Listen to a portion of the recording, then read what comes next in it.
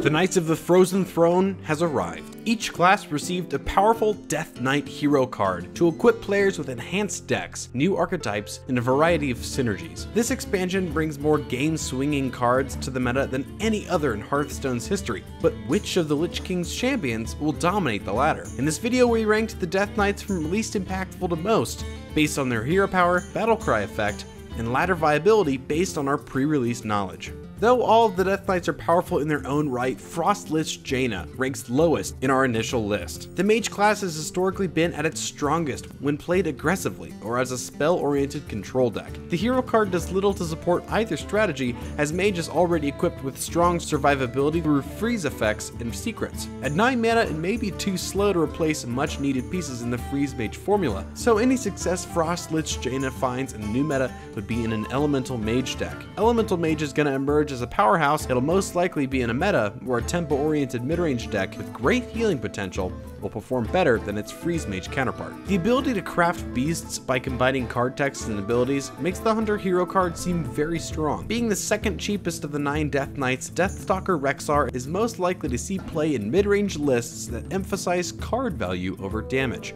However, the Hunter hero card faces the same issue as Mage, with an ability and hero power that don't support the class's strengths. Steady Shot is arguably one of the strongest hero powers in the game, aggro and mid-range deck strategies exploiting the class's ability to bring an opponent's life total to 0. A player would be sacrificing their hero power for the ability to craft custom zombeasts and relying on beast synergy to close out the game. Whether this sacrifice will be enough to innovate a new way of playing the Hunter class will be seen in the coming weeks. Being the most expensive Death Knight, Blood Reaver Gul'dan offers the ability to resummon every friendly demon that died in the game, including but not limited to Despicable Dreadlord, Abyssal Enforcer, and Lakari Fellhound. The Siphon Life hero power will also provide a Dark Bomb effect that heals you for 3, providing great removal and healing for 2 mana whenever you need it. Hero card will top the curve for any Control Warlock deck in a similar way to N'Zoth in Control Paladin. It'll establish a commanding board presence with a deck catered to this card, which may be enough to bring Control Warlock back as a viable ladder archetype in Standard. However, the current Standard pool of demons is limited, so the battlecry would have to be explosive enough to justify playing Blood Reaver Gul'dan over Jaraxxus, which is better equipped for drawn-out control games. We will at least be expecting this card to flourish on the wild ladder.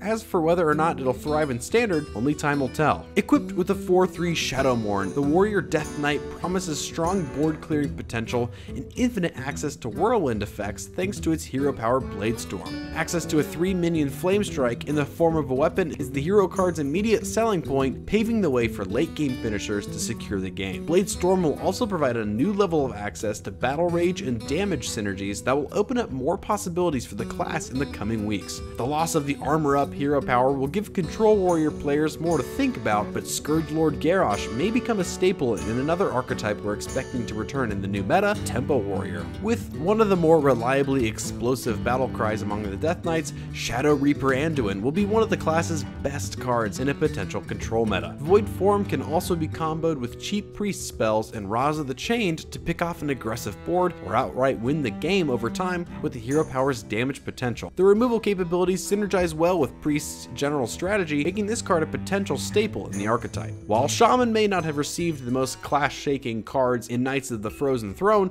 it did receive one of the most mana-flexible Death Knights. Thrall Deathseer is ranked among the top 4 Death Knights for its potential to supplement the evolved Bloodlust strategy from both its battlecry and its hero power, promising greater board retention in exchange for board expansion. Having a theoretical place in Token Shaman as a pre-Frozen Throne Tier 1 meta deck, plus the hero card's relatively low cost, may mean we see more of Thrall Deathseer over any other Death Knight. The overall success of this hero card will depend on the deck's ability to compensate for the loss of Totemic Call, which will force Shaman players to consider the evolve strategy in new ways. Valeera the Hollow's battle cry of gaining stealth until your next turn is one of the strongest among the 9. Like Frost Nova, the stealth effect has the ability to win games, buying that one more turn you need to close out the game. Shadow Reflection also provides a greater greater level of versatility, which is one of Rogue's best features as the class. It has the potential to be a class staple and one of the strongest Death Knights in the game, but its mana cost and lack of board impact makes it hard to determine the true strength of this hero card. So Valir the Hollow will be tested by her ability to secure games with the value and combo potential Shadow Reflection generates. Malfurion is one of the few Death Knights to be rewarded by their class's general strategy rather than being required to supplement. The hero card is a well-rounded tool that can develop immediate defensive value and a versatile hero power that can answer a wide range of matchups. This allows Malfurion to be played in any druid deck that relies on the class's late game and defensive strategies. While not as explosive or unique as the other Death Knights, the level of utility Malfurion provides can't be understated. With the prominence of Jade Druid and the recent rise of Ramp Druid in the Ungoro meta, Malfurion the Pestilent will be well supported in the Frozen Throne meta as our second strongest Death Knight. The Paladin Death Knight is in our opinion the strongest hero card. With the Lifesteal Ashbringer and a win condition of inevitability along the lines of Jaraxxus and Jade Idol, Uther of the Ebon Blade offers a finisher that the Control Paladin archetype has historically been lacking. Whether you're behind on the board or pressing your late game advantage, Uther will always be good to play on turn 9. Even putting aside the possible synergies with Auction Master Beardo, being able to summon 2/2s with your hero power while gaining a lifesteal weapon that hits for 5 could make Uther one of the best control finishers in the game. We hope you've enjoyed our pre-meta rankings of the Death Knights. Please share your thoughts in the comment section below. Don't forget to like the video and subscribe to the channel for more Tempo Storm Hearthstone content. Thank you for watching.